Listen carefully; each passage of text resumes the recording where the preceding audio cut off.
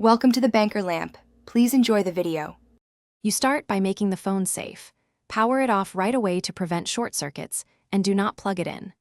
Once done, remove the case and SIM tray so trapped water can escape, and gently blot any droplets with a lint-free cloth. Shake the device gently with the lightning port facing down and set it on a towel at a 45-degree angle. This encourages liquid to drain out of ports instead of deeper in. Next, focus on controlled drying to protect components. Use a soft bristled brush to clear ports and remove visible residue. Avoid compressed air or hair dryers set to high heat because excessive temperature and pressure can damage seals.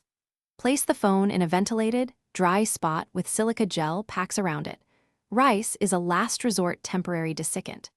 Then wait patiently for 24 to 48 hours. Finally, after waiting, reinsert the SIM tray and power the phone on to test charging, speakers, microphone, cameras, and touchscreen responsiveness.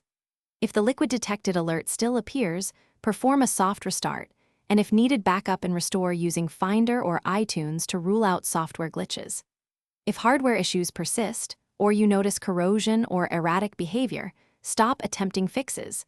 Contact Apple support or a certified repair shop. One key troubleshooting tip: corrosion requires professional cleaning. Continued use can